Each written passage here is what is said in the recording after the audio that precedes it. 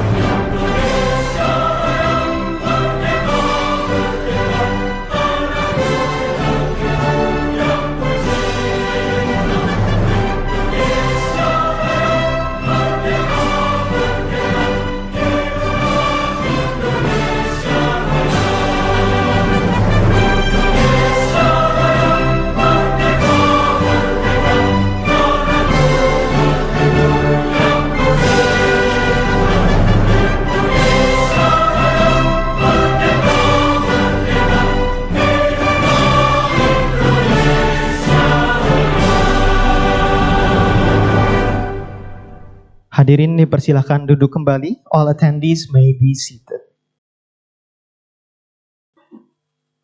Bismillahirrahmanirrahim. Assalamualaikum warahmatullahi wabarakatuh.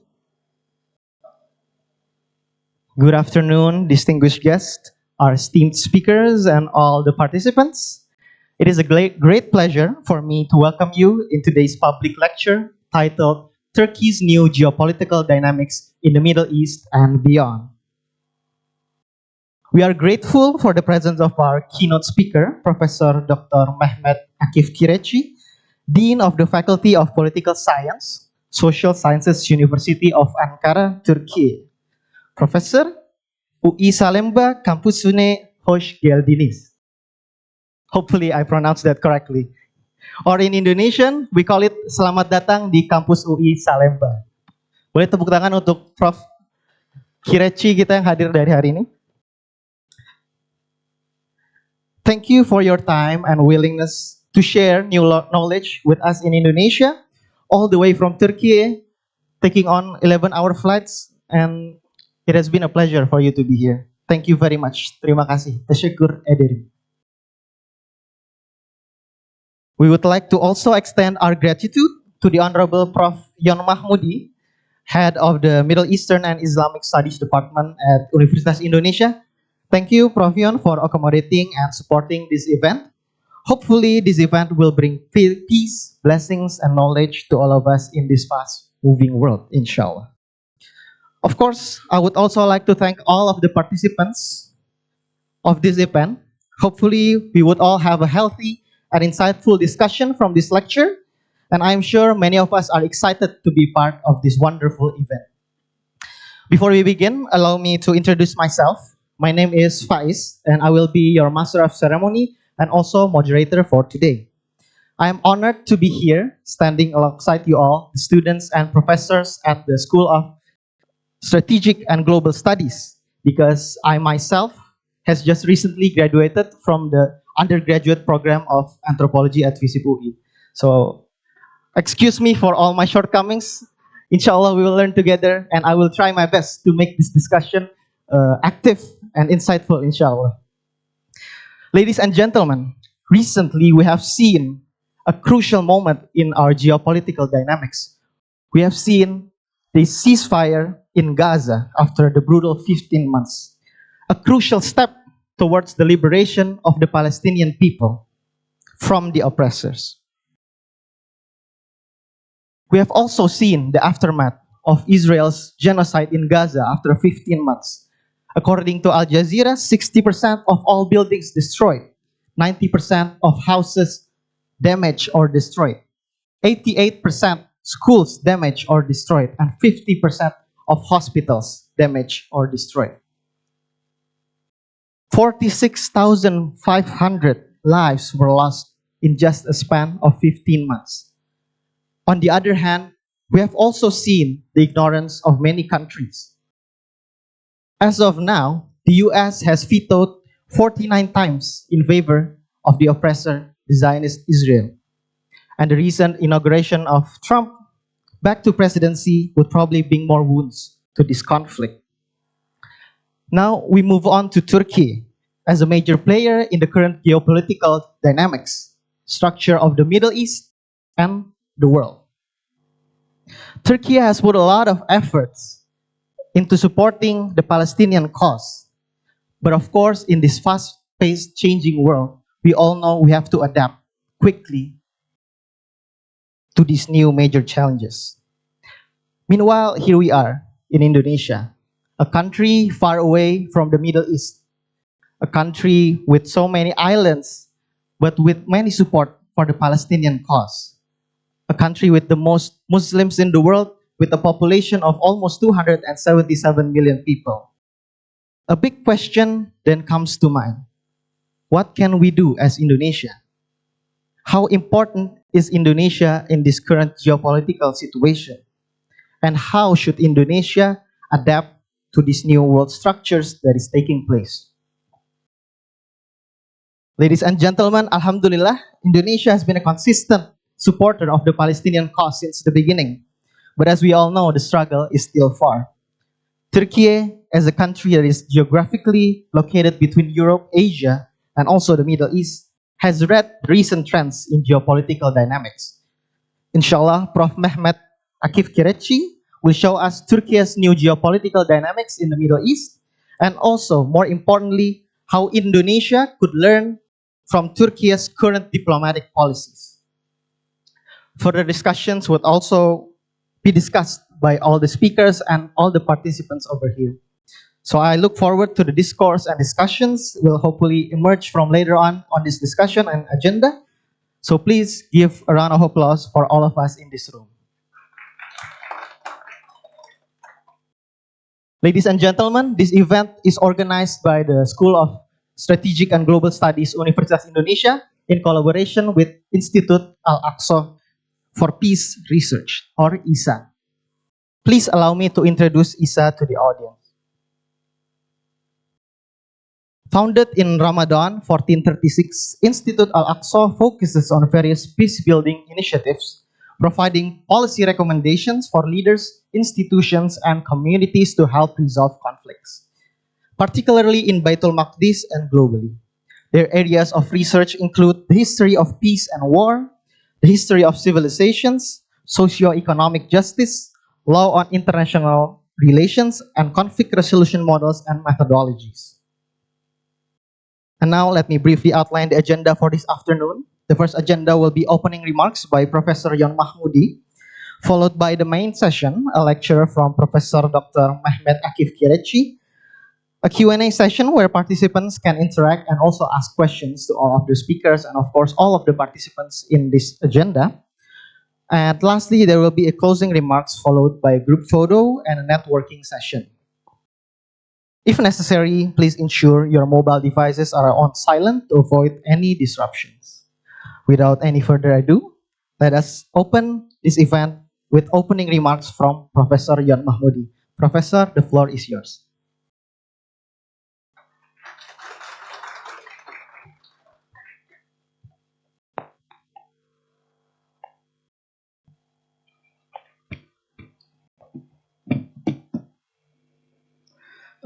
Thank you very much. Assalamualaikum warahmatullahi wabarakatuh.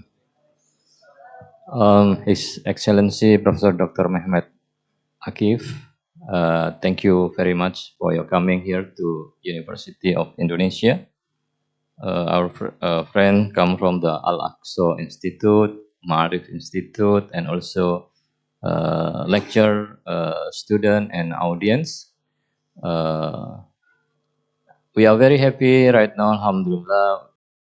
We have distinguished guest, Professor Mehmet Akif. And in this situation, actually, in the global situation, we need more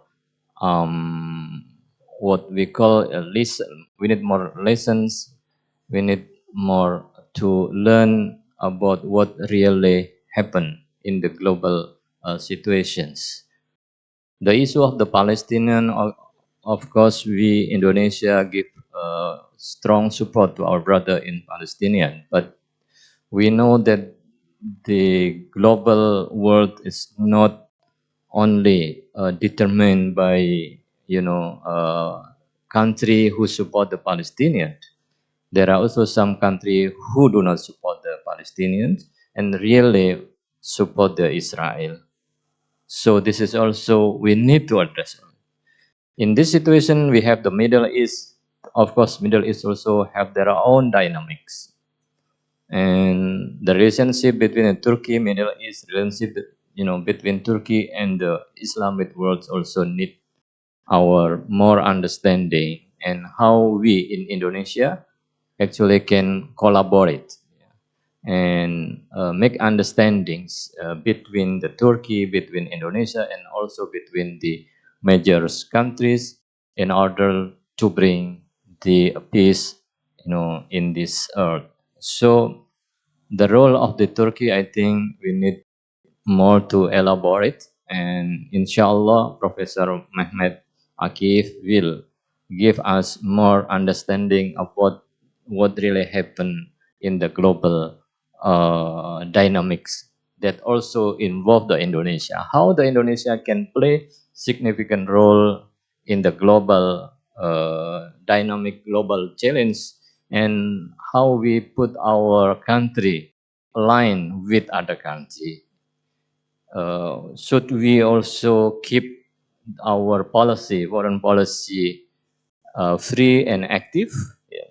And how relationship with other country? No, Indonesia become the member of the BRIC. Of course, there is some criticism, pro and con. And how about the America when we, part of the BRIC? So we need try to mix balance. So the important thing is our mandate in our constitution to play significant role to put the world in order to give the freedom to our brothers in Palestine. So we need also more to learn from our brother in Turkey, and the more important is how to strengthen our relationship between the Turkey and Indonesia. Even though the Turkey is very far, yeah. Professor come here took many hours, yeah, little bit tired, but spirit to strengthen our relationship, I think will get recover. Then we become more fresh when we try to make our relation between Turkey and Indonesia. Here also in the Middle East and Islamic studies, we also learned, make research on the Turkey, the role in Turkey in the global, in the Middle East and other things. And I hope, my personal hopes, there are more our students from the Middle East studies and Islamic studies here at University Indonesia to study in Turkey. And of course, Social Science University in Ankara become our priority. So we need more students to consider to study at this here. You graduate here in master and you continue in Ankara, study at Social Science University. And please, we have this kind of collaboration and hope the Professor Mehmet also not forget us. So I just leave my student to keep contact with you. So this is at least 2, 3, this is okay. Before we have 3 students already graduate PhD in Turkey, and I think finish, some become lecturer here, 1 become lecturer here, 2 still come from return to the Muhammadiyah, and other also return to Nahdlatul Ulama graduate from our program and then take the scholarship, PhD scholarship there. But now we hope we can continue again and see you, inshallah, in Ankara. One of you study there. Okay, this is, there is reason for me to come to Ankara because I want to visit my student. Thank you very much. Assalamualaikum warahmatullahi wabarakatuh. Waalaikumsalam warahmatullahi wabarakatuh. Thank you, Prof. Yon Mahmudi, for the insightful remarks and for emphasizing the importance of today's topic. Prof. Yon has showed us that it is important for us to contextualize ourselves with the global dynamics. And also, after we contextualize, we need to, Indonesia should be able to help the peace efforts of all the world, starting with the liberation of the Palestinian people, inshallah. Now, we move on to the core session of our program, the public lecture by Professor Dr. Mehmet Akif Kireçci. And for that, I would like to invite Professor to join me on stage as our keynote speaker for today.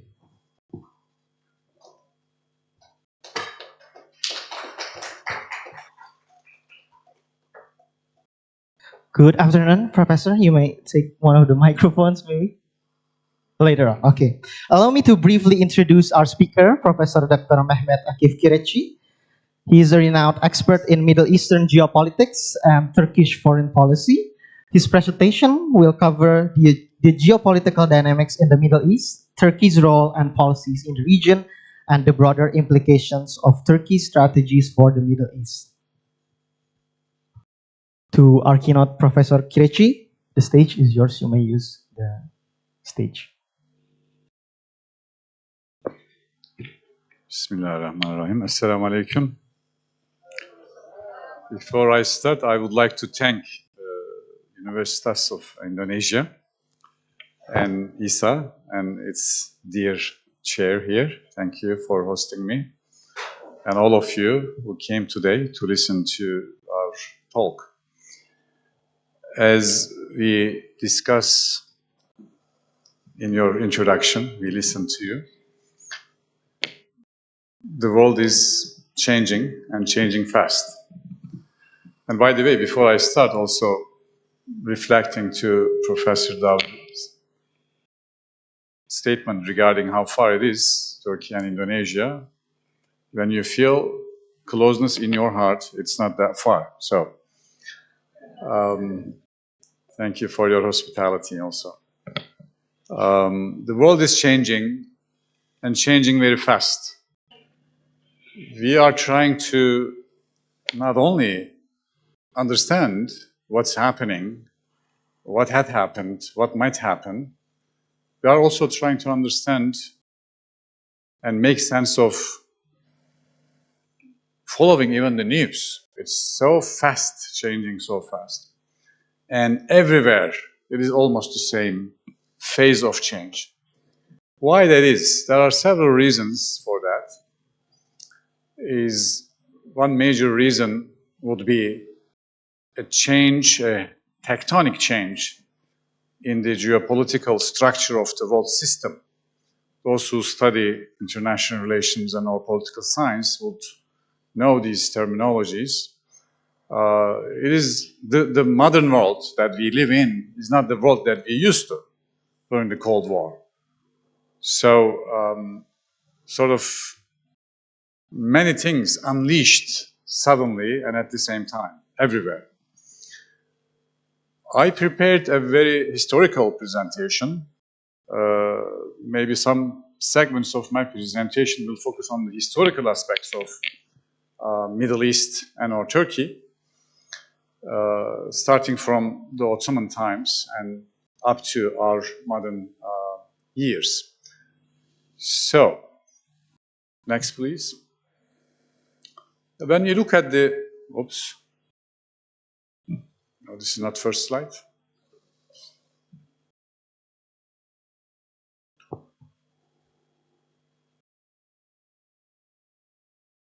Okay. Sorry. What do I do? Okay. Yeah.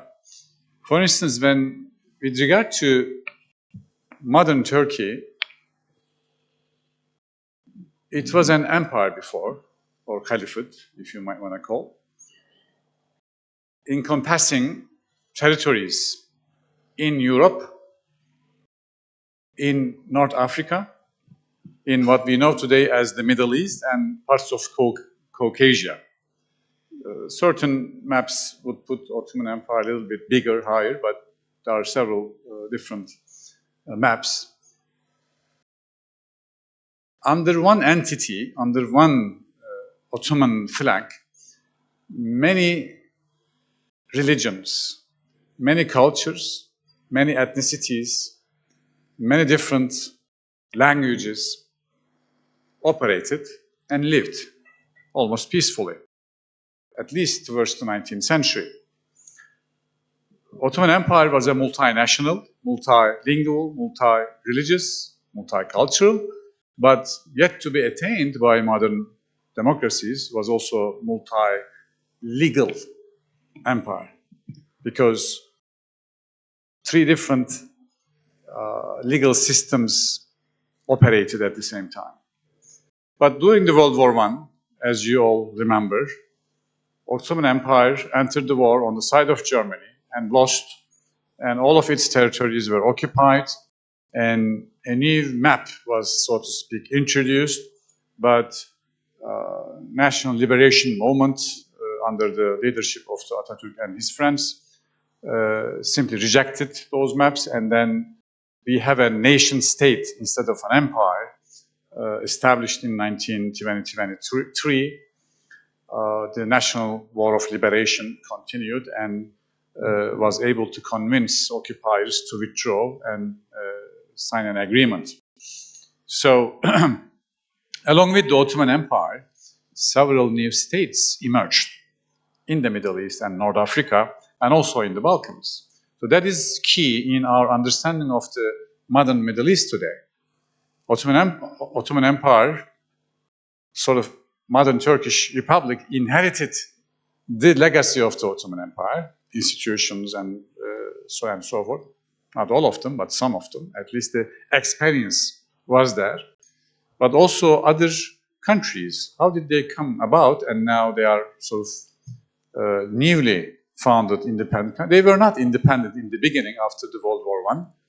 Obviously, when we remember the many agreements during the war that Britain, France, Russia, and other countries made among each other, partitioned the Ottoman Empire among themselves. Okay, so the map of colonization, if you want to study the history of colonization, it's a very big topic, and it sort of shows you how the world is easily from United States of America, from the Americas, South and North, to parts of Asia, including parts of China, sort of operated the colonization efforts, which created three different world structures in our understanding. One is the first world, that is the colonizers, the rich ones, Europeans mostly, and also Americans added to this later. And the other one is the second world, as this is especially after the World War I and II, Soviet Union's territories, Eastern Europe, and some parts of Asia, and then the third world. Third world is the one that was colonized, so to speak, right? There was first world because there was a third world. All of the resources of the third world sort of supported the wealth and richness of the first world. That's how it became. So these are sort of major wars, 1914, 1918, World War I, which caused the collapse of the Ottoman Empire, collapse of the Austria-Hungary, collapse of Russia. Three major empires collapsed. And then partition, the Middle East and North Africa. 1947, Cold War. After the end of the World War II, actually. Again, Germany was defeated at the hands of France and United Kingdom with the help of United States. Japan is also on the defeated side. And in 1947, around 1947, any war that we know as Cold War started. What is the meaning of Cold War? These two superpowers, on the one side there is West, led by United States of America and Europe, and on the other side there is Russia, that is Soviet republics. They knew what regions belonged to them. There was no active warfare, only small, terroristic activities, small revolutions in this place, that place, but not necessarily they engage war against each other. That's called Cold War. Ideologically separated. Okay, Soviets were for socialist system, communist system. There was no private ownership, state-owned ownership, everything. Not much freedom of speech, not much freedom of movement, so on and so forth. On the other hand, Western liberal system, open market economy, free speech.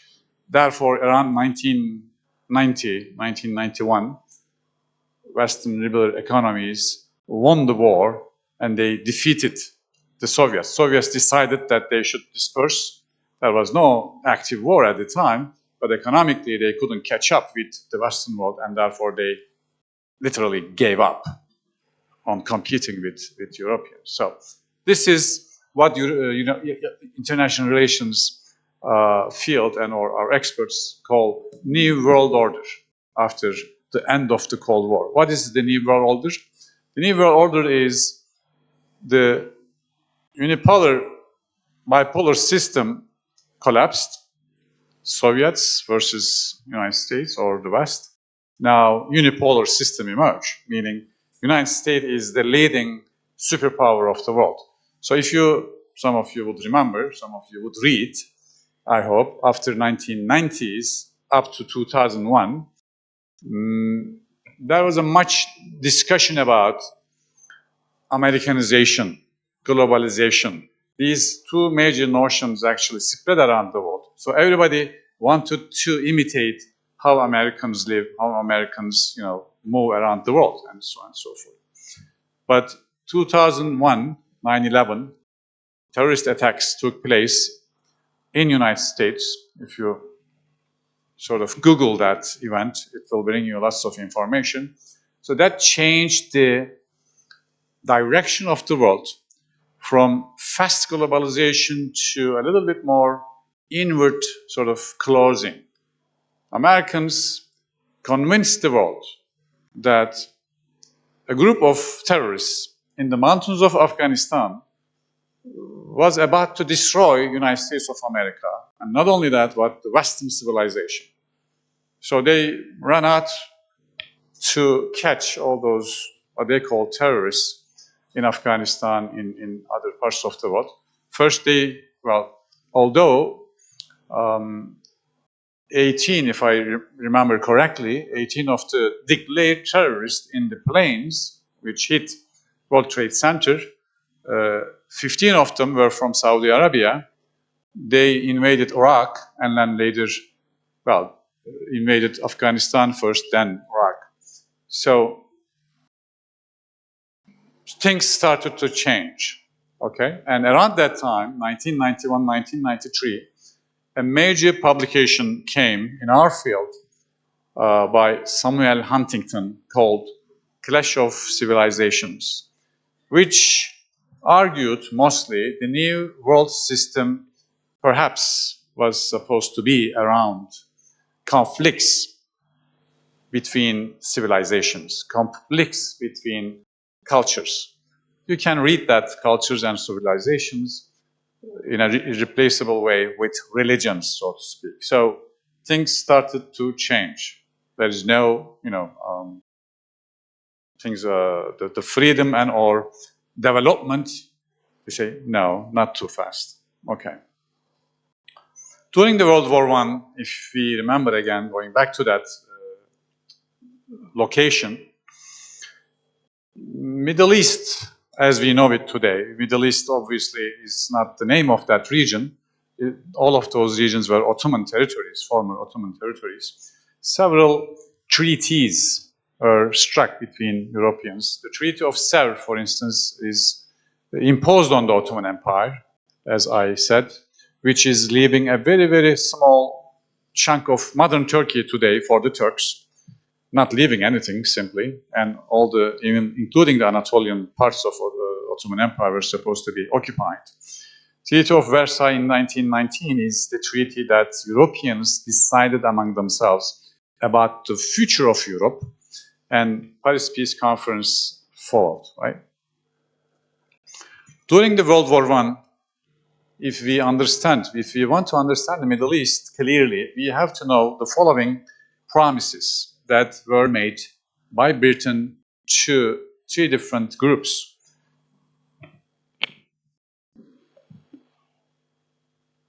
When Britain started to attack on the Ottoman Empire from the Dardanelles in 1915, they were unable to pass the bridge, right? They were stopped by the Ottoman forces. And in order to weaken the Ottoman Empire, they had to deal with other factors. McMahon, Sharif Hussein is the Sharif of Mecca at the time, paid by the Ottomans, and British agents approached his son and proposed Sharif Hussein a caliphate. In return of Arab uprising against the Ottoman Empire, they promised Sharif Hussein a caliphate from Mersin to Aden, encompassing all of this neighborhood.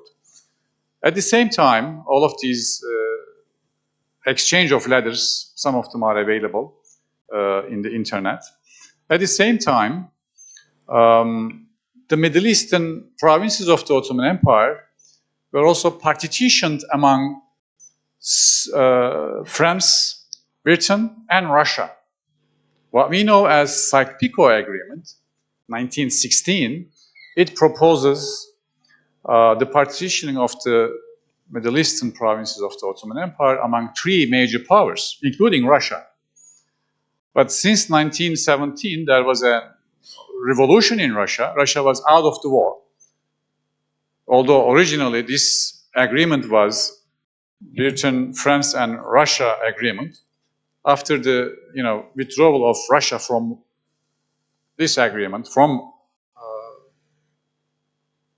the agreement, it came to known as Sykes-Picot Agreement, which simply proposes, for instance, Arabian Peninsula, Iraq, and Palestine under the protectorship or under the influence of Britain.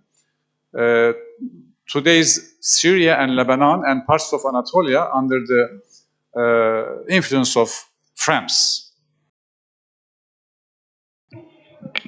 Jerusalem, Al-Quds, in this agreement or promise, was supposed to be considered as corpus separatum, as we say it in Latin. That is a separate entity which is supposed to be represented by three major religions, including the Jews, right? And then, as if these two conflicting agreements, it was not enough, Balfour Declaration of 1917 was again issued by British cabinet at the time, addressing to Rothschild. Just last year gave an interview to the media that my family, he said, one of their grandsons said, Israel is founded by my family. So promising a home to Jews of Europe in Palestine. So Balfour Declaration, 1970.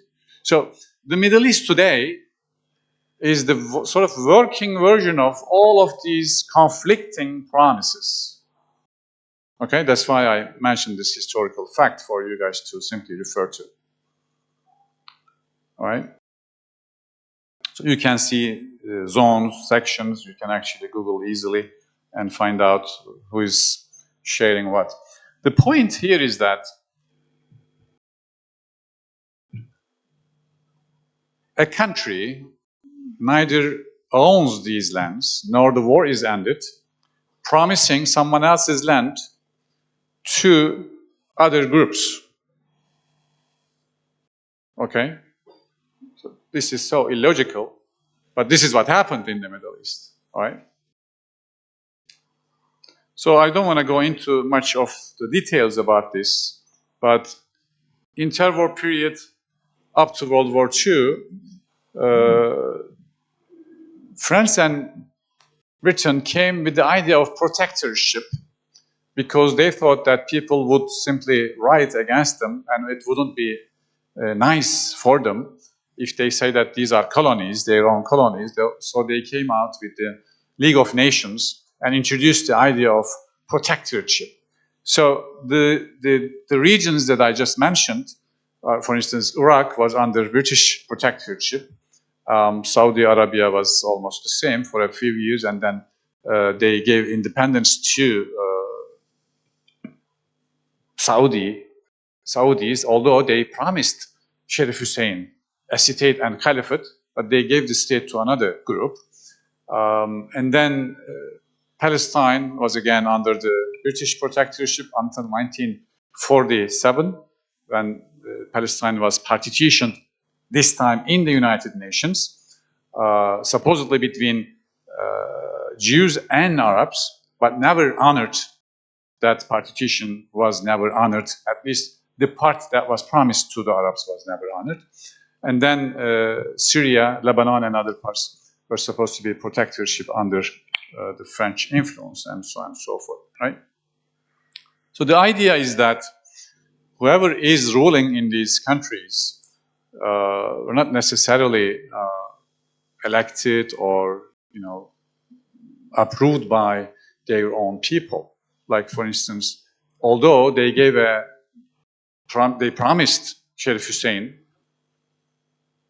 a kingdom, a caliphate from Mersin to Saudi Arabia, they declared the king of Iraq, one of his sons, and another of his son was declared the king of Jordan because of several details in history. I explained them in my Arab nationalism book published years ago. So all of the history of Middle East is like a very interesting, mostly illogical things happening one after another. So, all right. So all of these countries emerge anew, or created, if you will. Huh?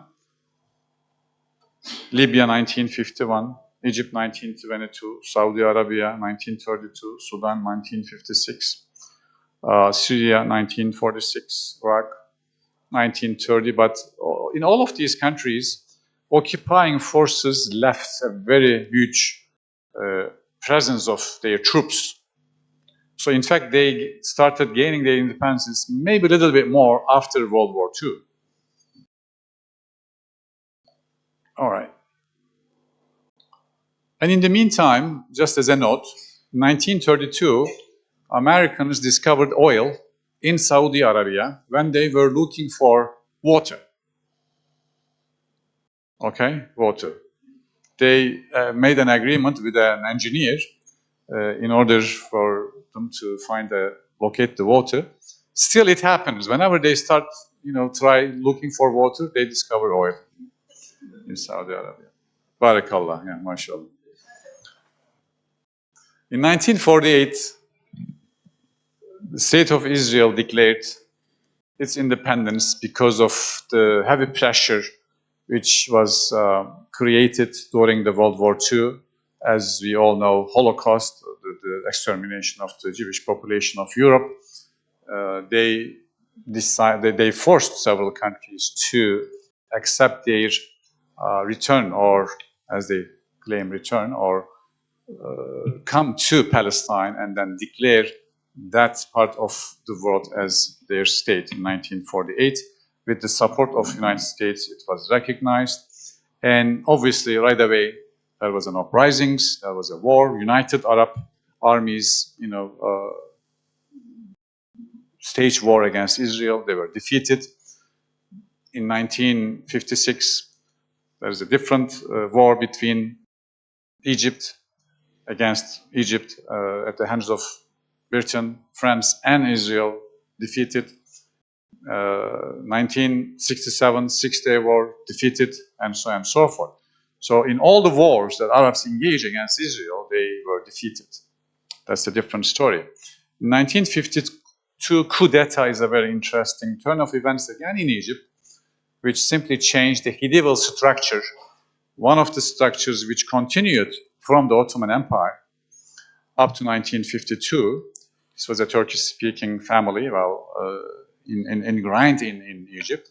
After 1952 coup, Cemal Abdel Nasser orchestrated the coup and later on took the leadership of the country and nationalized Suez Canal, and different set of events emerged there.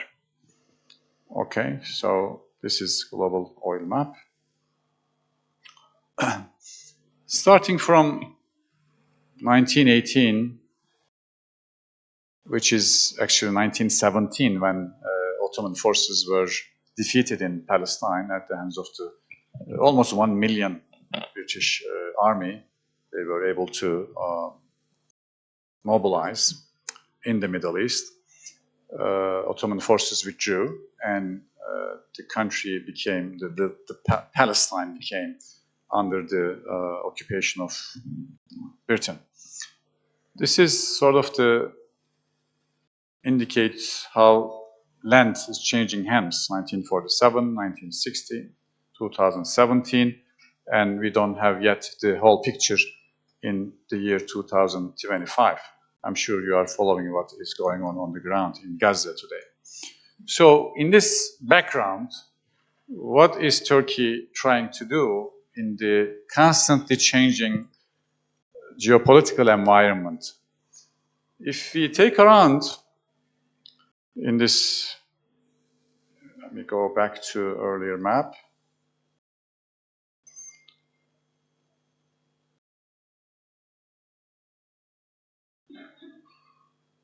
Take a look at this map, please, on your right side. Yeah. Turkey is bordered with these, in the south, with these new states. Syria, for those who study Middle East, would know that with the start of the Arab Spring, and even earlier, there is a civil war in Syria, and millions of displaced Syrians took refuge in Turkey. Their numbers reached to 3.7 million. Many more came, stayed, and left to European countries. Now we have around 3.1 million displaced Syrians in Turkey. Okay, so there is no central government in Syria. There was, at least, well, there is not even today. Well, trying to, right? So why that is? When there is no central government or powerful central government, it cannot control its borders. It cannot control the movements of its people. It cannot control or possess the resources of its own, land. So what happened during the Arab Spring? All the intentions were good, but since some other countries intervened in the process and changed the direction of the Arab Spring, some of them were stopped, some of them were, returned back to old status quo structures. What happened in Syria is that Iran entered with its militia forces in the support of Assad regime, and then later Russia entered. Later Americans with a coalition came and occupied oil-rich parts of Syria, and then terroristic groups entered, Daesh, ISIL, and also PKK's offshoot, one of the arch-enemy of Turkey, want to secede from Turkey, a Kurdish terrorist organization. PKK's, and they change numbers all the time, is PYD, YPG kind of names they use in Syria, and Americans arm them constantly. So country is sort of partitioned among different state actors and non-state actors, which simply, and then also the central authority, the government of Syria is constantly bombing its own people. So what are they supposed to do? This is the situation in Syria, which we share 910 kilometers borders, one of the largest borders that we have. And Iraq, look at Iraq, for instance, another neighbor in the south. After 9/11, like I mentioned earlier, Americans attempted to occupy the whole of the country, but they interfered. but they pulled out again. But at the same time, before they did that, they came later on in 2003 and so on and so forth. This time, the country is effectively, with the new constitution, divided in three different parts. On the north, there's a Kurdish ruled northern Iraq. In the center, there's an Arab-controlled, Baghdad and its surrounding. And in the south, Shia Arabs ruling. But it is still Iraq. But in fact, there is no Iraq left, right? Same Syria. So, your longest borders, how many outside forces are there, how many destabilizing forces are there, and not only in that country, but also it's exporting destabilization factors into your own country with the form of terroristic activities, with the form of displaced people. You have to provide them, instead of making trade with these countries, Turkey is constantly trying to take care of the problems in these neighborhoods. On Armenia, when you look around on the eastern part of Turkey, they are one of the, at least the Armenian lobby is one of the most, unfriendly, let's put it that way, lobby in the world against Turkey. They are in fight with Azerbaijan, that we have borders with two of them. And on, again, North Georgia, parts of which is occupied by Russia. And then Russia and Ukraine are our neighbors in the north from the sea. They are fighting against each other. And then when you look at Bulgaria, Romania, and Greece, we have lots of issues with Greece. And in the Mediterranean, we have also issues with the IASTH platform led by Israel, excluding Turkey from the share of the fossil fuels that could be discovered in the Mediterranean. So Turkey is surrounded with huge conflicts, not like small conflicts, and constantly continuing conflicts, deep conflicts. So imagine that all of these countries are like, France, Britain, Belgium, Switzerland, and then we are doing business with them, versus not only we are not doing business with them, we are not being able to visit them, but also we have to simply, run after to take care of several problems that are emerging from these regions. So this is geo-economic, not only geopolitical, but also geo-economic situation in our neighborhood.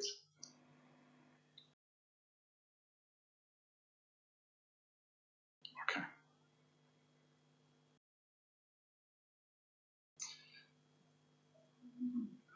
Not only that,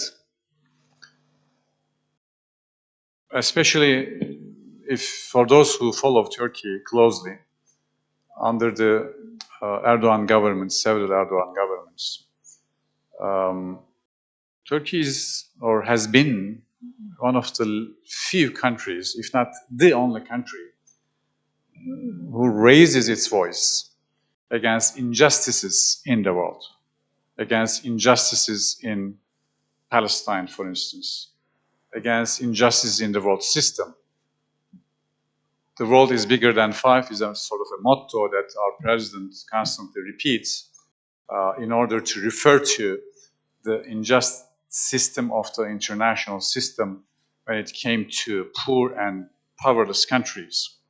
So not only that, when you do that, when you do raise your voice against these kind of issues, you can face other problems inside, one of which is coup attempts. In 2016, a major coup attempt staged against the government of Erdogan, which we have lost 255 people. Thousands of people were wounded, and it was a very, very, very dangerous day and night for the history of Turkey and for the countries and or for the people who love Turkey. It was almost, very dangerously turned around, and people, nation, stood against the coup attempt, against the FETÖ organized coup attempt, and simply stopped the coup from simply completing itself. And sided with president and the elected government. Another challenge we have been dealing with is the internal terrorist organization, a secessionist movement from Turkey, which is called PKK, a Kurdish group, Marxist-Leninist group. They are trying to separate Turkey and declare some parts of Turkey under their rule. But all of these challenges, Erdogan is trying to simply not only by military force, but also by engaging with them, convincing them to more democratic means and ways, trying to make them accept that Turkish government is also their government, kind of policies, convincing them and trying to bring the peace to these conflicts, simply. Obviously, Turkey is a developing country which needs a lot of investment from abroad, because when you are lacking enough infrastructure, big roads, bridges, airports, many other things, what you need is investment. So Turkish economy is constantly developing, but also struggling to attract more investment to kind of major infrastructural projects. And during the last couple of years, we are going through some major inflation issues, but I think up to that point, Turkey recorded a lot of good developments in terms of infrastructural investments.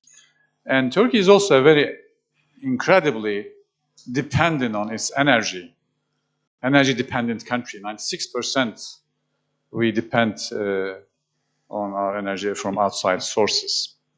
We import oil, we import natural gas, although there is a much effort last 5 years, 6 years in the renewables and local energy sources, but still for a developing country with an 85 million population, energy is a very important source, and all the energy resources around Turkey, but not directly necessarily serving Turkey. But although during the last 10 or 15 years, Turkey made lots of deals with Azerbaijan, with Russia, with Turkmenistan, transporting their gas to not only Turkey, but through Turkey to European markets. I mentioned the external threats and the position of Turkey in the Middle East. If you again remember the map, in all of these destabilizing activities, factors, wars in the surrounding of Turkey, Turkey is what I call as an island of stability. Turkey is providing stability not only to its neighbors, but also to the security of Europe. Minus Turkey, all of these migration movements would simply end up easily, quickly in the European countries.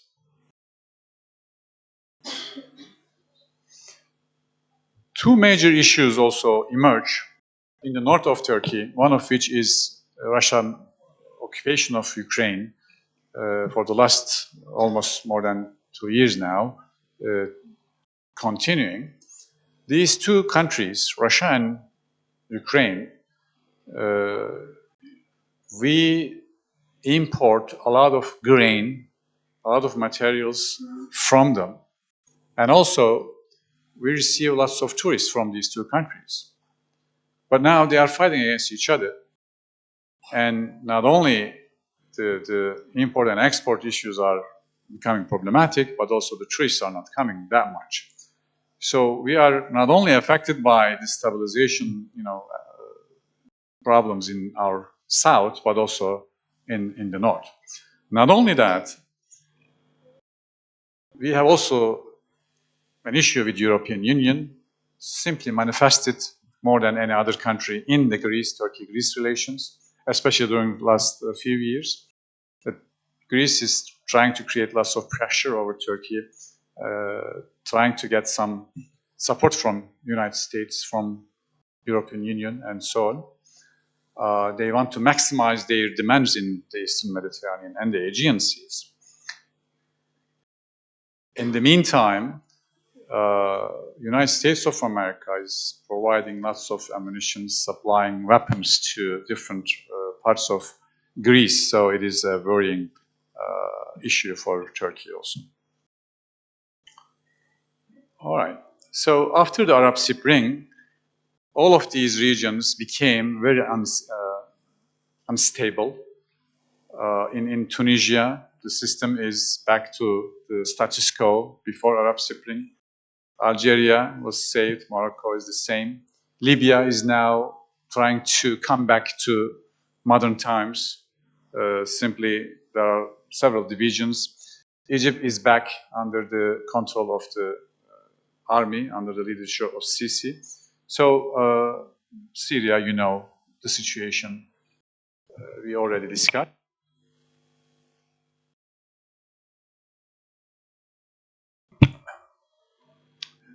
During the early phases of Arab Spring, the then Secretary of State of the United States, Condoleezza Rice, indicated that United States of America invested in security and stability in the region for decades. But now I have seen, I'm quoting her, that we achieved neither of the two. Okay?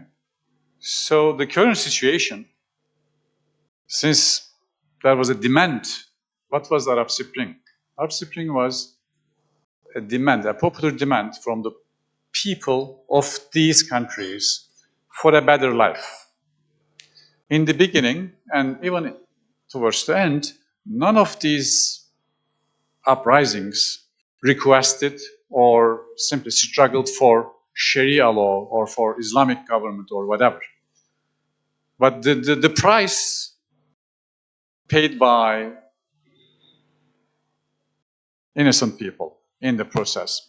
So the hegemonic system or the status quo system preferred the earlier status quo structure of the Middle Eastern countries instead of giving up the way for a better representative mechanisms in those countries. So these are the numbers, but it's changing. Another key point, which I'm sure some of you would like to know a little more, I just mentioned, maybe highlight later. Under Turkey's coordination, as you all witnessed last month, was it more than a month or almost a month? Last month, yeah. Things happen so fast, we can't follow. Opposition suddenly became successful in Syria, and Assad regime withdrew. He simply fled to Russia. He took, pledge to Russian government and with his family, with the money and other resources. He left Syria in shambles. The picture of Syria is very similar to the picture of Gaza.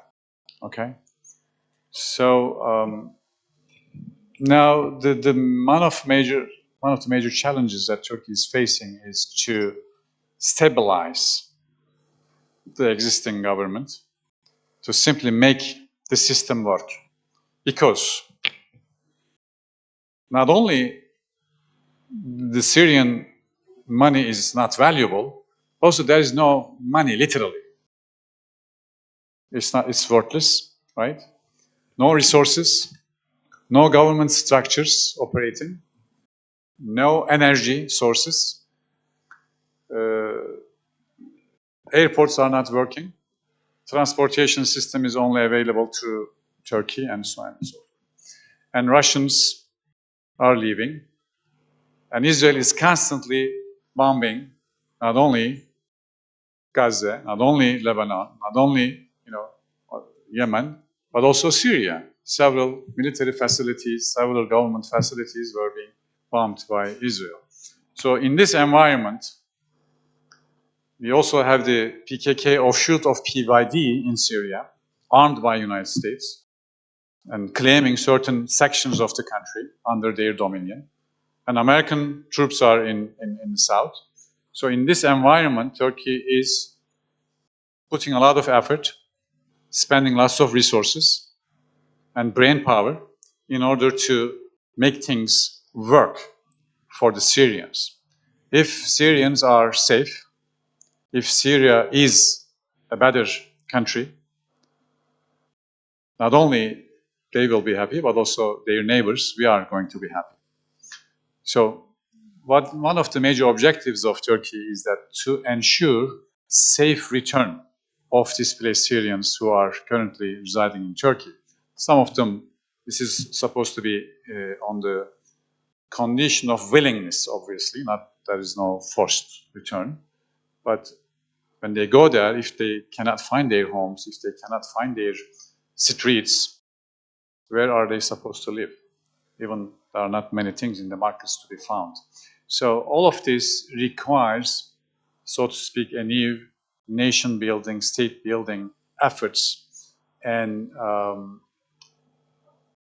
obviously one country is not able to do that. So Turkey is trying to do its best in order to ensure that there's a better governing system in Syria, but also is trying to bring help from Arab countries, from European countries, and from the United States. So because it's a huge country, millions of people live there, and there's simply no infrastructure left. So they need almost everything that you can think of, right? So, Minister of Foreign Affairs, Hakan Fidan, visited Damascus and met with the leader of opposition, Ahmed al-Shara, and they are coordinating the future steps.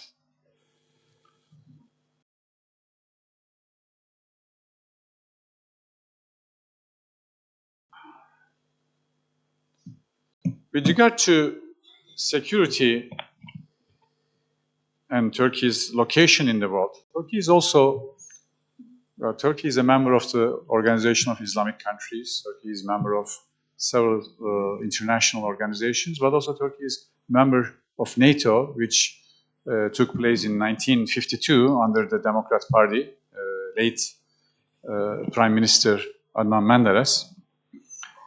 Turkey provides a huge support and plays a huge role in providing security to Europe and for the transatlantic objectives, one of which is, for instance, Turkey trains many neighboring countries' army officers, including Palestine, including Balkan countries, and serves in several NATO missions. Turkey has the second largest army in NATO and the largest army in Europe. So that also provides a kind of a security framework for the neighborhood of Turkey. All right. I think I'm gonna go with the geopolitical changes, why things are changing so fast. In the beginning, like I stated in the beginning of my presentation, is that the world is changing because the wealth and richness was at the hands of Europe for the last 500 years. Now it's changing hands. The wealth is now not transferred altogether from west to east, but there is also a huge amount of wealth in the east, namely in China, in its neighboring countries, like hopefully in Indonesia, which will make me so proud, and India. So the wealth is now almost equal, not equal yet, or not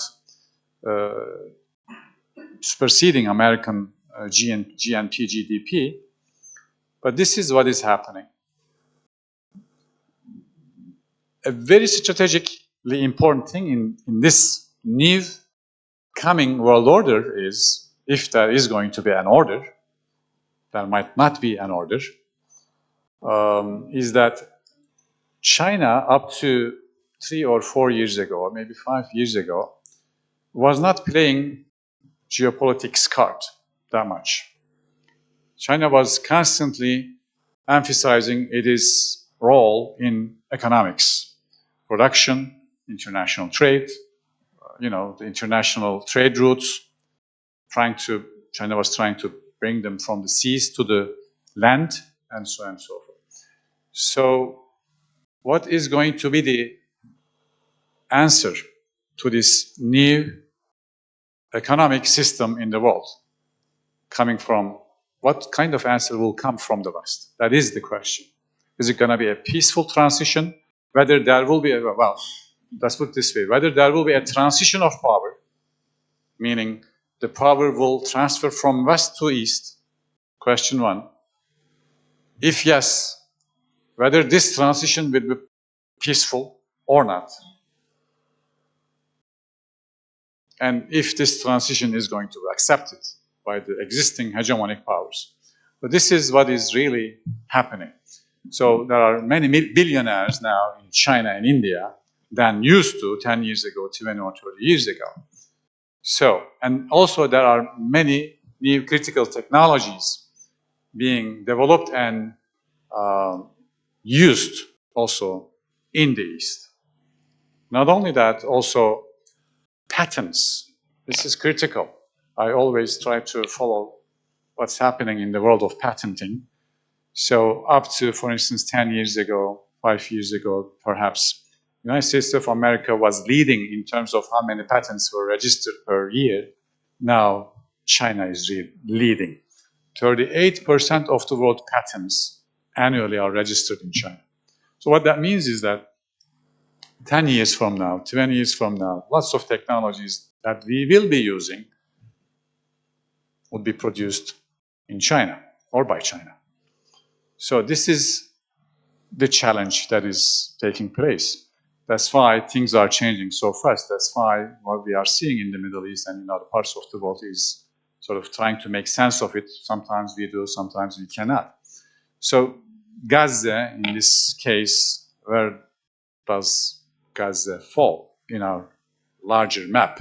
How can we understand what's going on there? Some argue that because of this new trade corridor that is proposed by Israel, emerging from India, ending up in the Gaza shores, that's why Israel is doing this. Some argue that Israel is taking the opportunity and, doing whatever it wanted to do for several years to Gaza, or it did to Gaza. I want to end with some reflections on earlier questions this young scholar raised. What can we do? What can we do is, first, we should know each other. This is step one. We should work hard and focus on what we are doing best. And also, I think what I have seen since the beginning of the conflicts in Gaza, all of these atrocities after we have witnessed what inflicted by human beings to other human beings. Gaza is inhabitable right now, as we can see from the pictures. The case is brought against Netanyahu in the International Criminal Court and his generals and also some members of his cabinet. These are recorded by international law.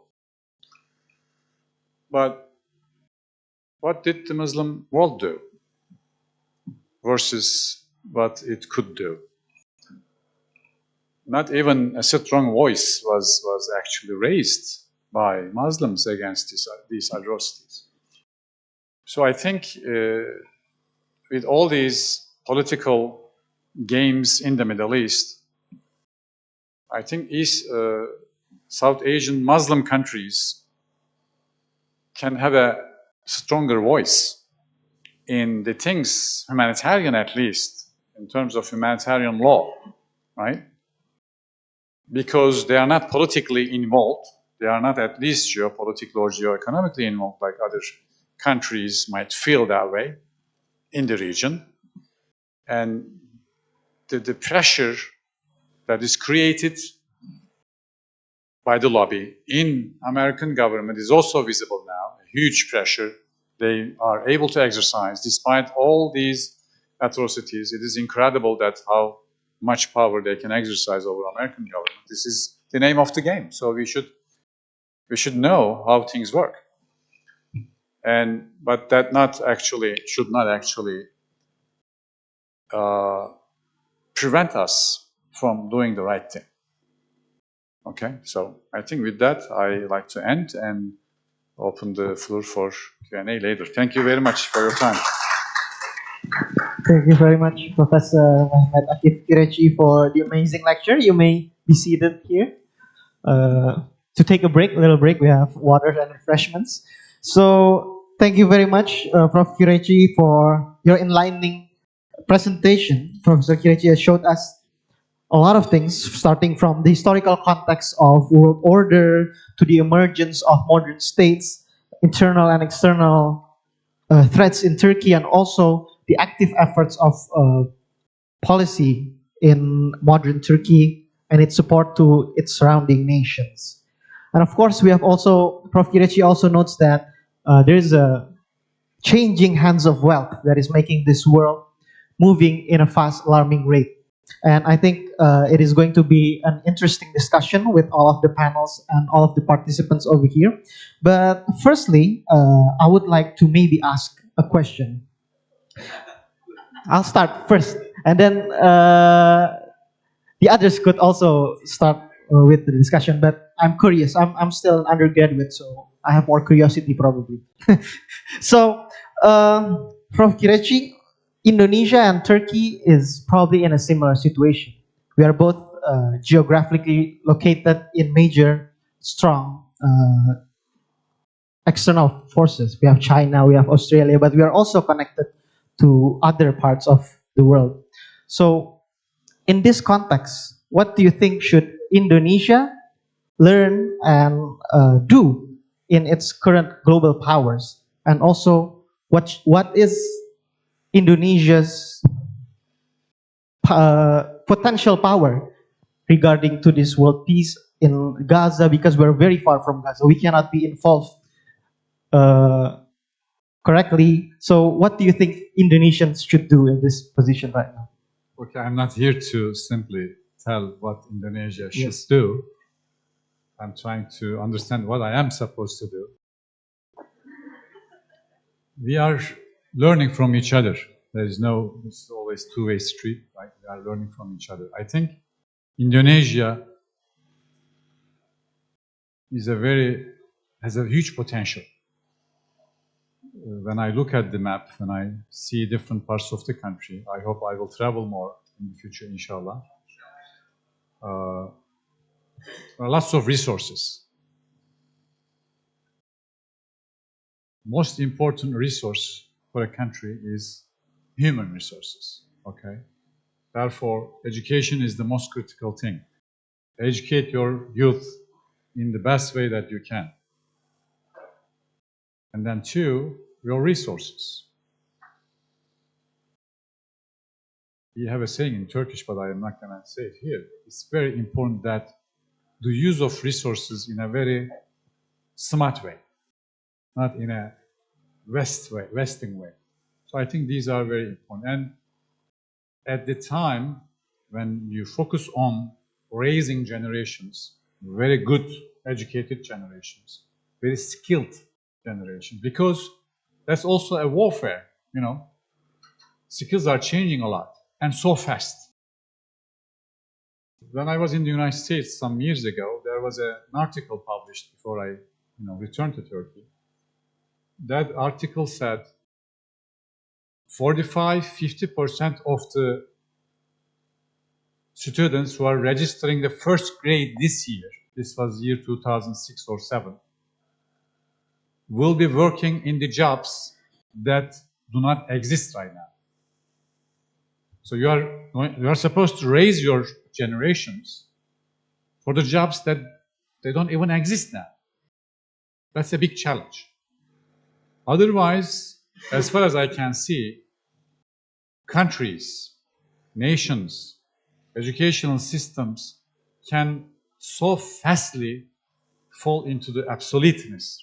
They quickly might become irrelevant because lots of new jobs, lots of new professions, new skills, but none of your graduates know anything about them. I think that's number one, as far as I'm concerned. The other thing is that with regard to atrocities, injustices all around the world, there are many ways that Gaza told us, right? You can make your personal statement, you can get together with your friends, you can publish a poetry, you can write a book, you can make a demonstration, you can write a letter. There are many, many things. I think your generation will be braver in discovering what they are and what they will be than our own generation, inshallah. So I see, for instance, in many Western countries, that the youth is much more engaged, much more objecting to injustices versus their governments. Their governments don't care because they are, this or because of this or that reason. You know what those reasons are. So this is also a way of discovering yourself. Okay, so as long as you struggle to do good, God will grant you the solution. But do not focus on the solution, focus on your actions. That's personal suggestion. Okay, thank you, Prof. Kireçci. Maybe give a round of applause to Professor Kireçci, because I think it is a big problem that Indonesians don't realize the potential that we have, and we used to live in our own bubble. And now, ladies and gentlemen, we will now open the floor for the Q&A session. This is your opportunity to engage directly with Professor Kireçci and seek clarification or share your perspective on today's topic. To the audience, any members, you may ask some questions. Okay, firstly, Ode, and then 4 people for the first panel. Okay, so for Bu Santi, you may state your question. For organizers, maybe you can help with the microphone. Okay. Have an extra microphone.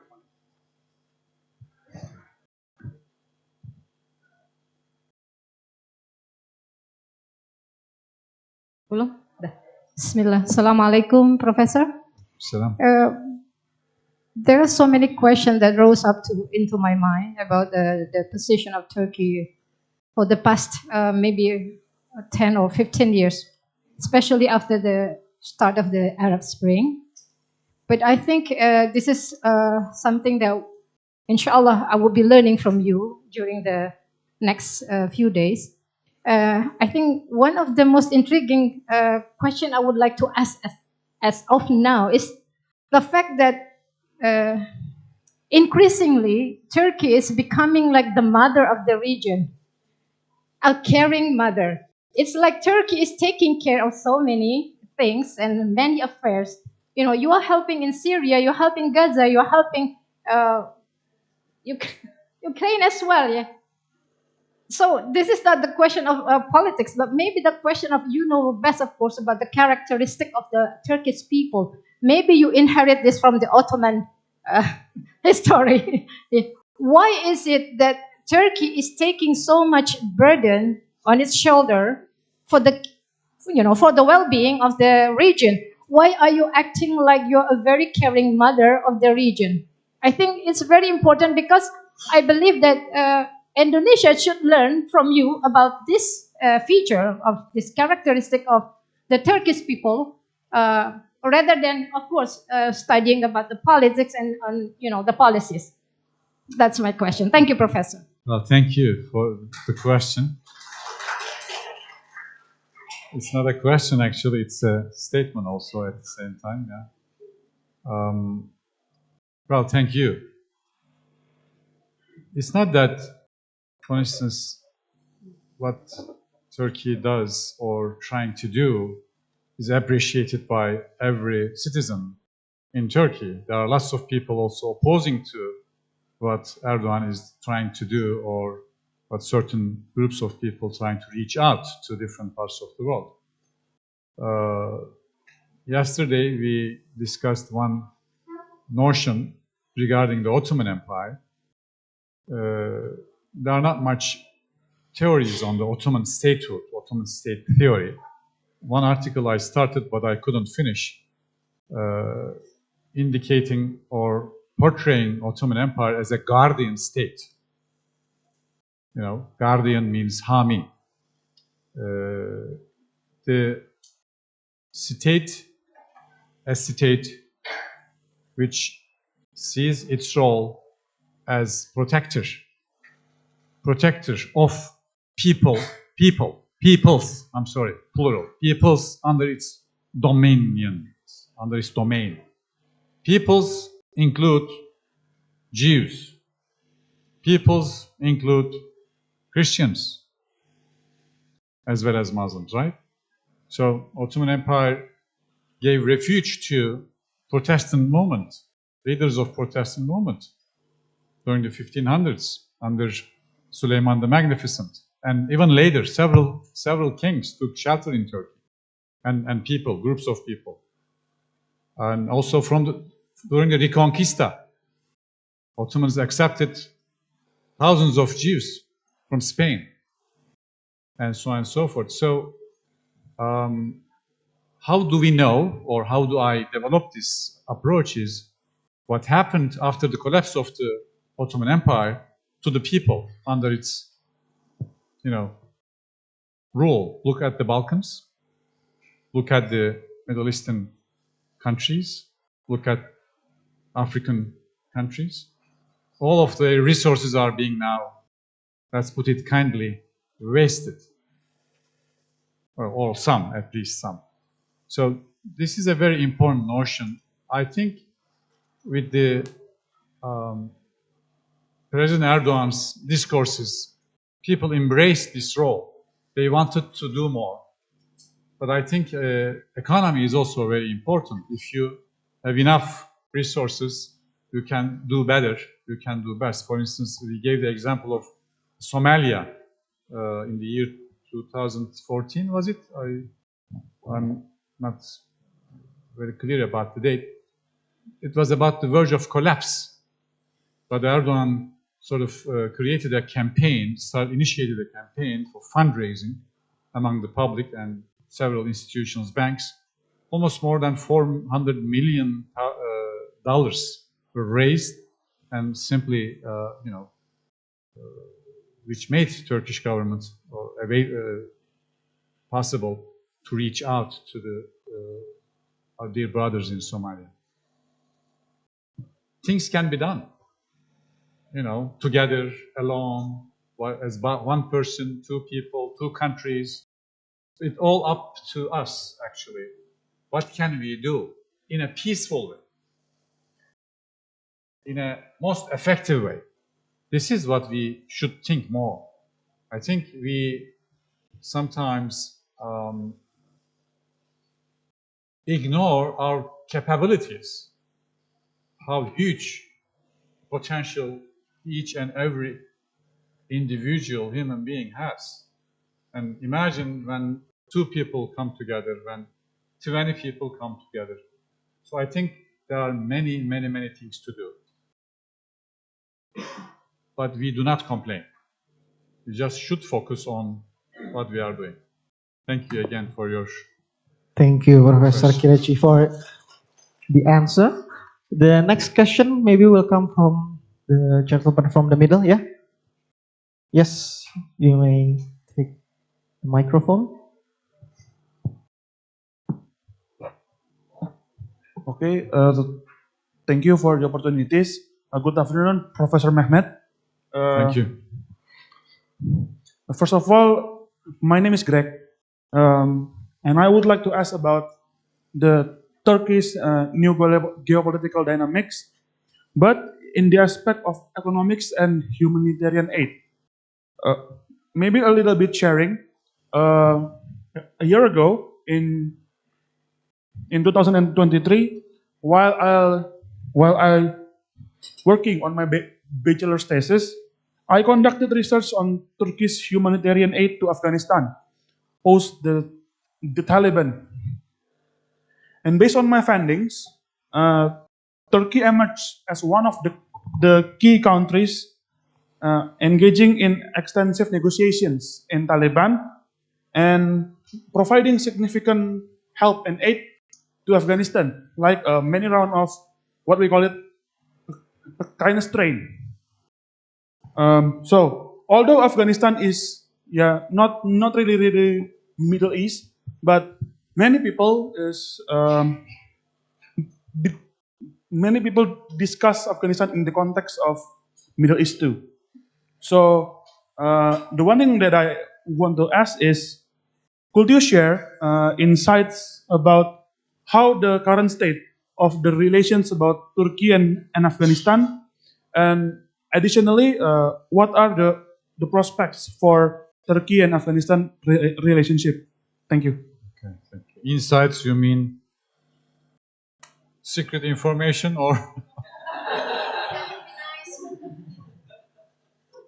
Well, historically, Afghanistan has been a very important country for us.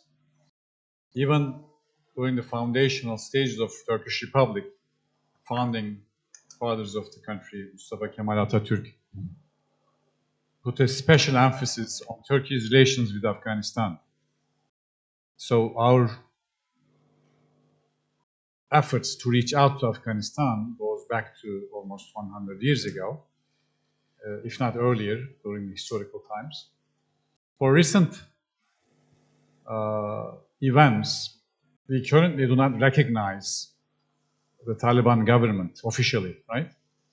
So, but Turkey, as part of NATO, kept some army presence in the country. It is providing the security of the, certain groups, and it is through those relations from history, from the current trust, that the Taliban groups trust Turkish government and or Turkish forces more than any other. For instance, I know certain American soldiers wore Turkish, attires in order to mix in the people. This is the level of trust that is, shown towards us, and nobody wanted to run the airport, for instance, that if there is no airport, there is no connection of Afghanistan to the rest of the world. So it is entrusted on Turkey, so and so forth. So there are lots of things that can be done with Afghanistan, should be done, but the situation in the country is not necessarily conducive for better work conditions.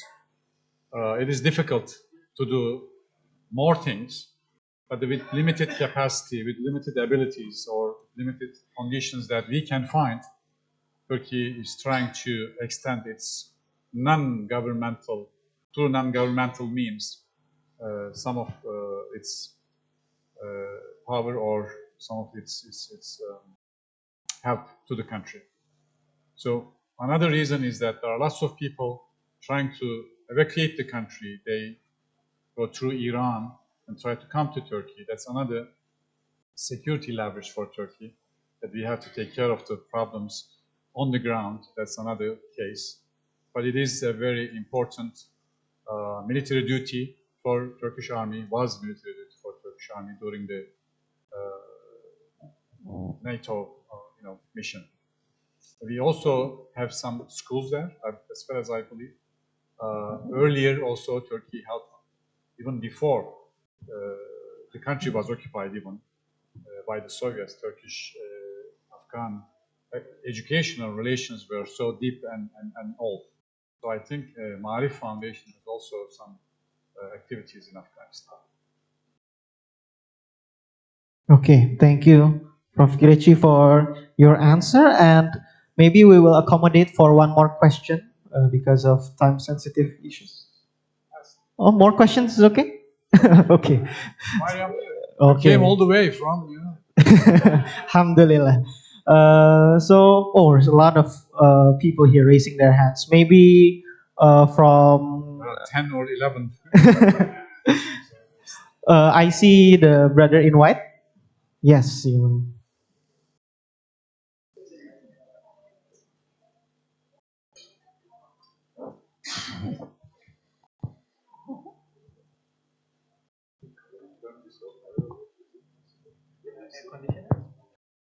Okay, Assalamualaikum warahmatullahi wabarakatuh, Prof. And thank you for your amazing lecture. So I came here with my mom, and we are curious about the war in Palestine, and we were wondering what has Turkey has been done or are currently doing to help the Palestinian. For example, does Turkey give a military aid or humanitarian aid to the Palestine directly? That's all for the questions. Thank you. Well, Turkey tries to, before this event, you remember Flotilla, Mavi Marmara case? Yeah, there was a aid organization which was supposed to go to Gaza. At the time, our Prime Minister Erdogan, now President Erdogan, declared the country as the largest prison, open prison in the world. So nothing was coming in and going out. So that was an aid help. There are lots of organizations trying to reach out to Gaza, trying to simply bring the water and food. This is the most basic necessities in Gaza. Water and food. And then shelter. Yesterday, one Turkish organization established tents into the cities because you said 50, 60%, but I believe more than 85% of the homes are destroyed in Gaza. So there is no inhabitable place under this cold. So I'm glad to hear that Turkish organizations were the first one who actually were able to set the small tent towns. And then obviously when the Rafah border was closed for more than a year, right? Several Turkish trucks, hundreds of them, were waiting there. Some of them actually were carrying some food. Obviously, they were not opening the gates. So it was supposed to be dry food. They are not supposed to like fresh food. So they now are in, and more ships are going to go and try to reach out to these people. This is one thing, trying to reach out to the people on the ground, person to person is one thing. But diplomatically speaking, Turkey tried hard in order to bring the Arabs, in order to bring other Muslim countries into the table, but they would force Americans to do more. So there's only one country that Israel would listen to. That's the United States of America, right? But because of this inauguration, there's a ceasefire. Because Trump team went there and they forced Netanyahu to sign the deal, and he did so. Biden didn't care that much. So how could this conflict could have been ended?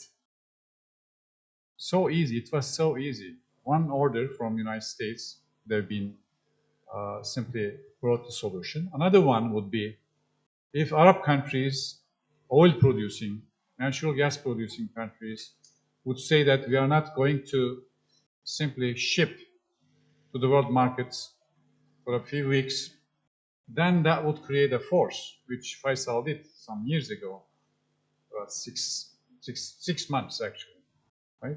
Cut the supply of oil from Aramco to the world market, which simply change the geoeconomic parameters of the world. So how can we create that demand from our brotherly countries? That is a big question. So it's not an easy thing.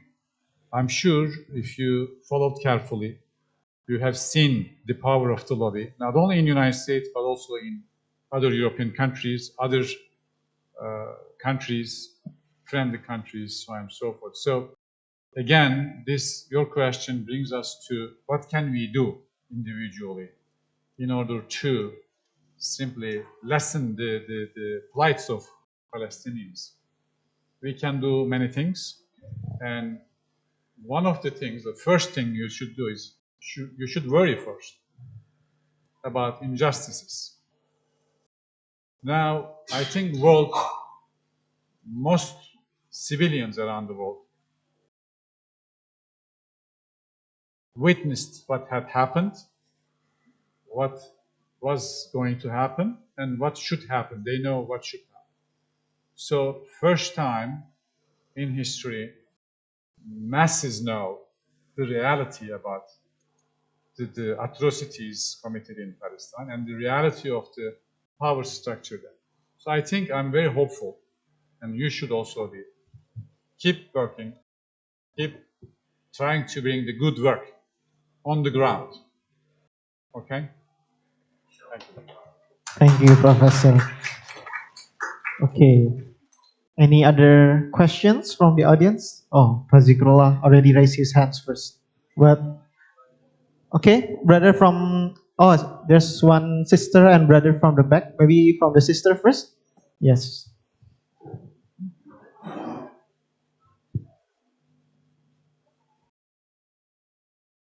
Bismillahirrahmanirrahim. Assalamualaikum warahmatullahi wabarakatuh. Professor Yan, distinguished delegates and lecturers and also participants, Professor Mehmet Kireçci and MEMC, thank you for the opportunities and thank you for having this public lecture here. My name is Rinai. I would like to ask some questions actually. And maybe the first two is first, can you give us some insight from Turkey since Turkey has like diplomatic relations with Israel? Is there any actual benefit or some kind of leverage in delivering aid into the Gaza, both before or during the Tufan Al-Aqsa, or even leverage in how to end this genocide? Can you really utilize that diplomatic relations? Can you please give honest insight from the Turkey side? That's the first question. And the second question, how do Turkey and Syria's government see the expansion of the Israel's military in Golan Heights? Do you have any plan together, I mean, in collaboration with the Syrian government to oust them away? Or how do you see this? That's actually two. I have more questions, but I would like to give the opportunities to the other if there's any more I'm questions. surprised to see how militaristically driven my audience is. Okay, thank you so much. Yeah. Thank you for the question. Turkey is one of the countries who recognized Israel in 1947, and we had relations, and we didn't have relations in history. We had lots of issues during the Mavi Marmara, before, after, and now we don't have the ambassador of Israel in Turkey. They withdrew their ambassador because of the constant demonstrations in front of their embassy. And this is a difficult situation. I mean, look at the United States. It's the biggest hegemonic country in the world. And if you ask to certain people, it's run by Israel, but some other people would say the other idea, that vice versa.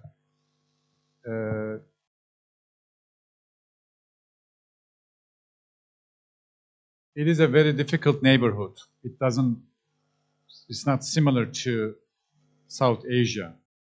It's all surrounded by Turkey's borders. Like I tried to explain, Syria, Iraq, and Armenia, Azerbaijan. In all of these countries, Israel is able to exert power through United States, through other means. Okay? So a few days ago, or just a couple of days before Trump took office, he retweeted Professor Jeffrey Sachs' video, a short video about Israel. If you please go ahead and watch that video, Jeffrey Sachs. And you know, if he is agreeing with what Jeffrey Sachs is saying, he's saying that all the wars in the Middle East were unnecessary. They are not our wars. Netanyahu actually pulled the United States into those wars. That's what he said. So this is the situation. Therefore, Turkey's relations with Israel can be beneficial when there is a peace. Because who are you going to talk to? How are you going to go bring the help to Gaza? All the airports, all the ports are controlled by Israel. There is no separate flight to Palestine, or as we know as Palestine. Okay, either the West Bank is under occupation, Gaza is destroyed. So how are you going to reach out to those people? That's one question I might want to ask, right? So this is one of the reasons that we need to keep door open, at least to tell them the right things to do. And there are many more geoeconomical engagements in the region that Turkey cannot be away, cannot be left out. So this is one of the challenges of the neighborhood. And with regard to Syria, I think it is up to the Syrian government to keep their territories under their own control. And I think they are in the process of survival right now. They don't have enough resources to simply declare another war on another country, which is at its peak, already occupied 3 countries within a couple of months. So first, we need a running government first, right? Providing to its people food, water, energy, and shelter. These are lacking in Syria. So if you are hungry, you cannot fight. That's another reason. So hopefully, Israel will withdraw from the places that it occupied. Okay, thank you, Prof. Kireçci, for your answers. To the floor, is there any other questions that would like to be asked? We still have 2 more questions from the audience. Of course, one from Fazikrullah. The brother, you may stand up and ask the question on the microphone.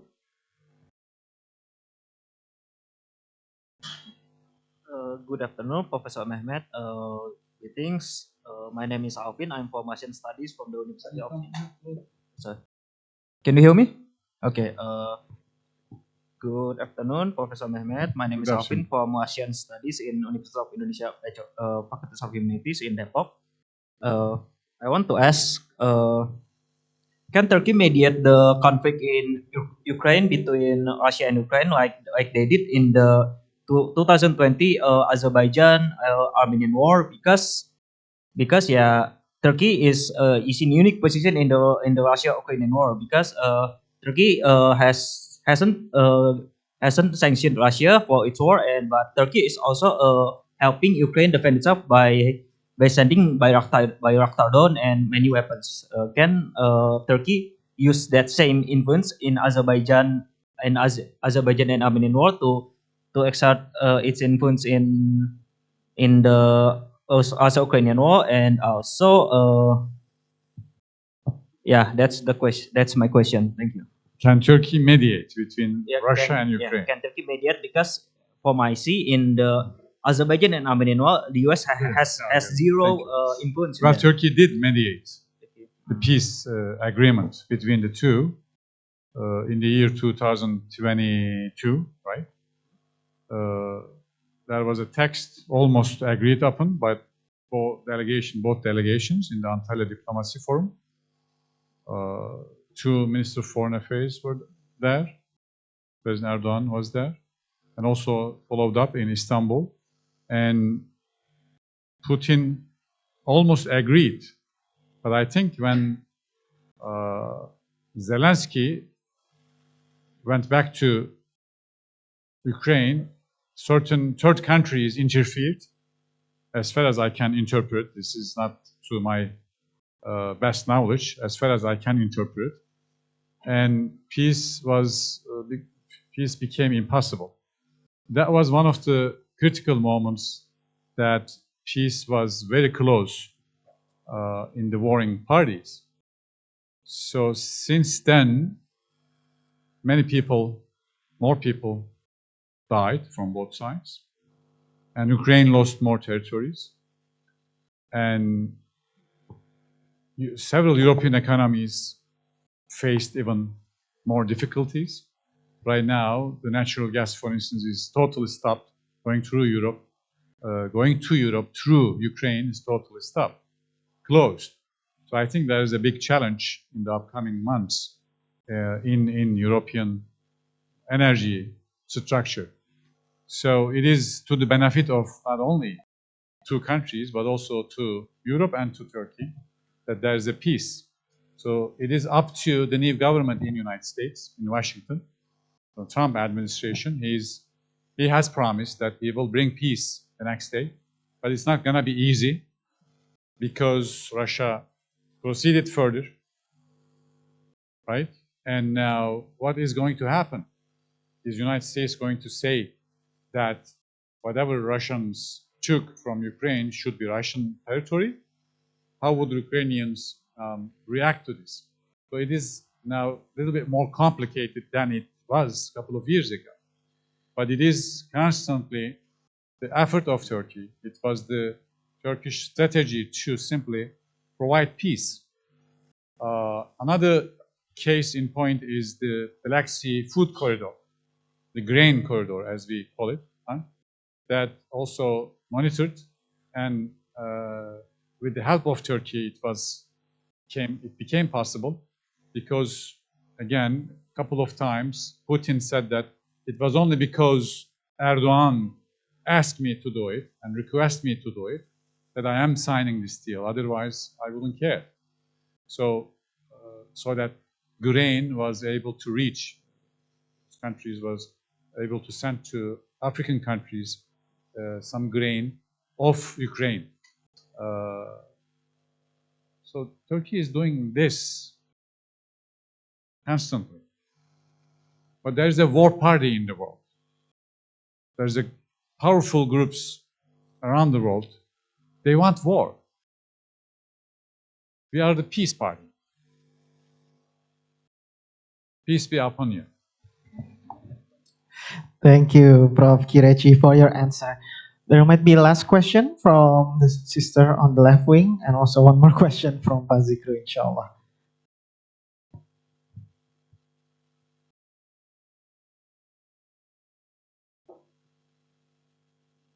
Bismillahirrahmanirrahim. Assalamualaikum warahmatullahi wabarakatuh. Inshallah. Yeah, jazakumullah khair for the opportunity, Professor Kireçci. My name is Anissa Teresia, and I would like to ask you about one thing that really make me wondering. One of the biggest failure of all Muslim countries responding to genocide in Gaza is because of the lack of leadership. And furthermore, many youngsters nowadays don't really put attention about geopolitical issue, and I think it's even worse because learning from what's happening in the world today, even Muslim leaders are still not aware, not really put attention about what is the importance of geostrategy skills. As I wondering, it's supposed to be, can be one of the key point to end this systemic occupation that run by Western civilization, especially into the Middle East area. And I'm wondering, because I think Turkey and Indonesia also facing the same challenges in the future about leaders and their capabilities to widen the perspective, not only about their country, but also how to create a good synergy to create a better world, especially into the Muslim world, because I tend to see that we are like busy with ourselves rather than get united as one powerful ummah that's supposed to be, our responsibility together. So hopefully you can share what's your suggestion, and maybe you can enlighten me with the best practices that happen in Turkey, and so we can learn from your your ideas. Thank you. Thank you for your question. Assalamualaikum warahmatullahi wabarakatuh. There's one more question. Okay. All right, thank you for your question. I am not in a position to simply advise other countries' leaders, but there are lots of lessons in history. We can learn from history. If you don't know anything, we can look what happened in history and learn. Whatever it is. One example is European Union, right? How European Union was born. It was born as an economic organization, but the idea was not to cause any more wars within Europe. What countries are the major pillars of European Union? Germany and France. Okay? Germany and France. UK is out now with Brexit. What are these two countries? Germany invaded France. Okay? And several other countries. Now, German economy is providing lots of, commodities into European markets.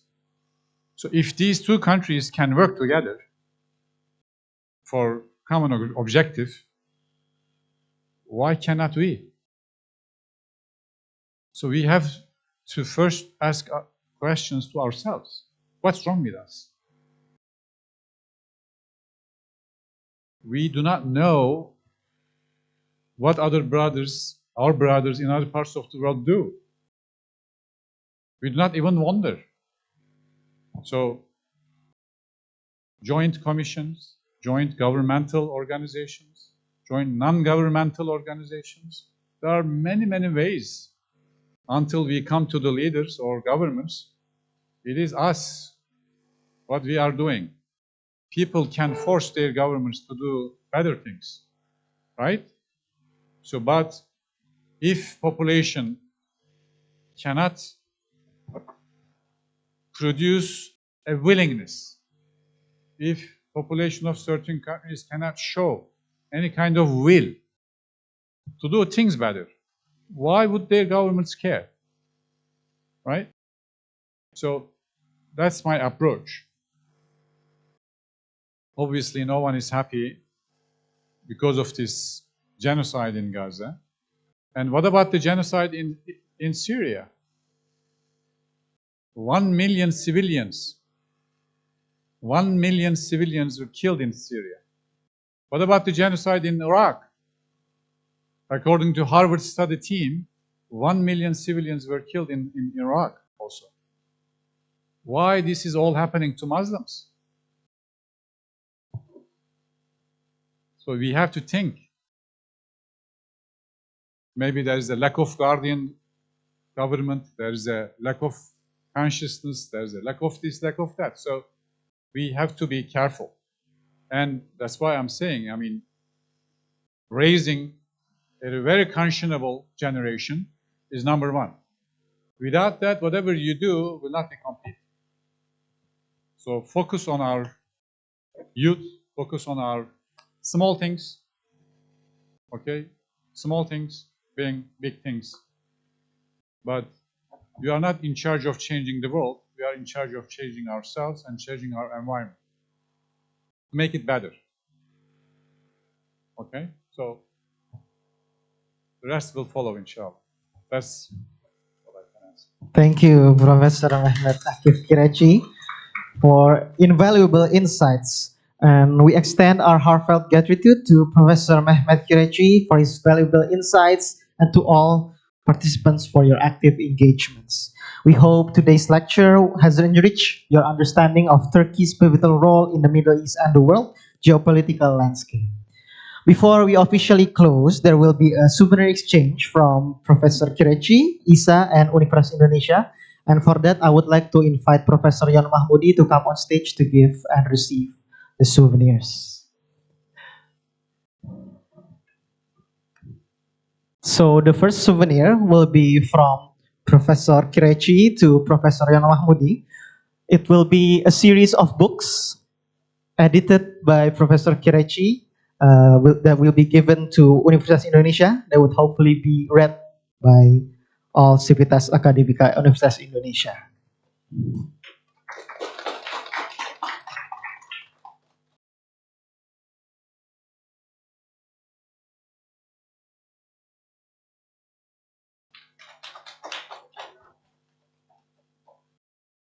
Okay.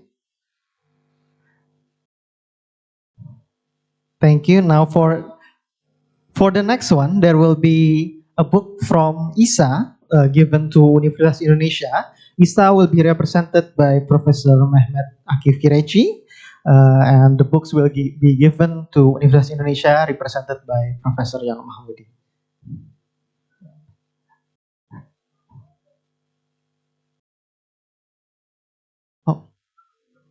Oh, from Bu Santi. Okay, I would like to invite Bu Santi on stage to give the book from ISA to Universitas Indonesia.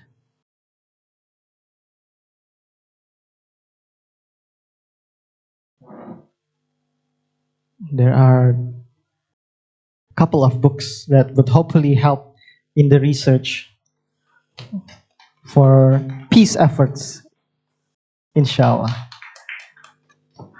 Okay, for the last one, there will be a plaque from Universitas Indonesia to Professor Kireçci as a gift, a simple souvenir from Universitas Indonesia to Professor Kireçci to bring back to Turkey, inshallah.